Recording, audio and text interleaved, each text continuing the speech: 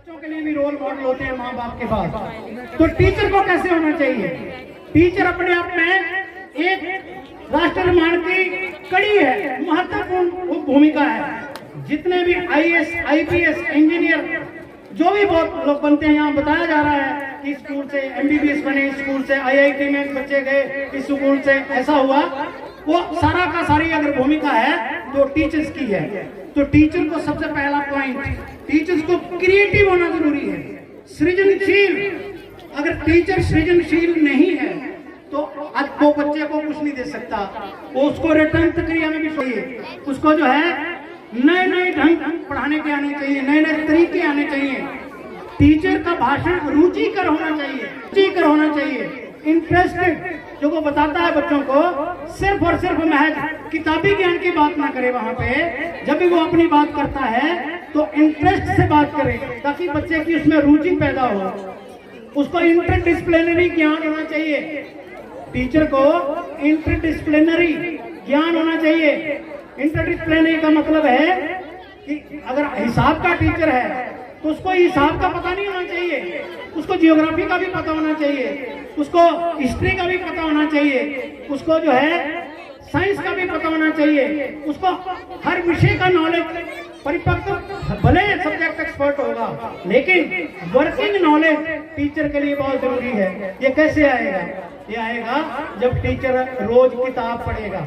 Teacher जो रोज पुस्तक पढ़ेगा, रोज मैगजीन पढ़ेगा, रोज अखबार पढ़ेगा, रोज मीडिया पे जाएगा, तब वो इंटरडिसिप्लिनरी नॉलेज उसको होता है और वही अपने बच्चों में पढ़ाए। मेरा अनुभव रहा है, मैं कॉलेज में लगभग 700-800 बच्चों की क्लास पढ़ाता रहा हूँ, और 7-8 बच्चों की क्लास को पढ़ाना कोई आसान काम नहीं होता। हर तरह के बच्चे वहाँ पे होते हैं। तो हमारे पास एक विद्या थी, एक कला थी कि हम सदैव बच्चों से किताबी ज्ञान की बात कभी नहीं की। मैंने जाके जब भी मैंने अपना लेक्चर रन किया, मैंने कभी किताबी ज्ञान की बात नहीं की।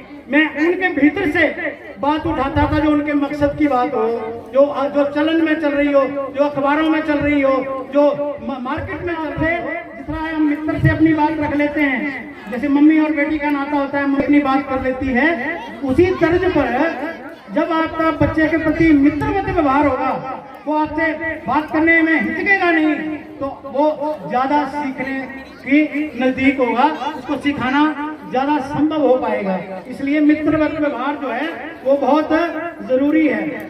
बच्चों को सुने, बच्चों की बातों को सुने, उनको तवज्जो दें, उनको आया गया ना करें, उनके सवालों को टाले मत। आपको नहीं आता है कोई बात नहीं, उसको आप लंबित कर दें, लेकिन टाले नहीं। ये टीचर के लिए बहुत जरूरी है। नहीं तो टीचर के प्रति एक नया दृष्टिकोण जो है बच्चों का बन जाता है कि इसको तो आता ही कुछ भी नहीं है। इसलिए उनको सुने, प्रोग्रेसिव हो, आप प्रोग्रेसिव हो, टीचर का प्रोग्रेसिव होना जरूरी है। उन दकियानूसी मान्यताओं को चलकर, घिसी-पिटी मेड़ों पर चलकर आप एक अच्छे टीचर नहीं हो सकते। आपको प्रगतिशील विचार होने चाहिए आपके पास, चुनौतियों का स्वीकार, चुनौतियों का सामना करने का, कॉन्फिडेंस बिल्ड करने का तरीका आपके पास होना चाहिए। कि ऐसा नहीं हो कि टीचर स्वयं बोलते हुए क्लास में डरता हो, तो वो क्या बच्चे को चुनौती करने का या क्लास में या मंच पर बोलने का अवसर देगा। इसलिए ये चीजें बहुत जरूरी है टीचर के लिए। टीचर तभी एक अच्छी बात बता सकता है। बहुत सारी चीजें और बताई जा सकती हैं, लेकिन मैं संक्षिप्त करते हुए अब बच्चों की तरफ बढ़ता हूँ। मैंने अपनी बात कही, पेरेंट्स को क्या करना चाहिए, मैंने अपनी बात कही, टीचर कैसा होना चाहिए, पेरेंट्स की भूमिका क्या होनी चाहिए। अब मैं बच्चों से बात करना चाहता हूँ, क्योंकि ये हमारा 10th लेवल का स्कूल है।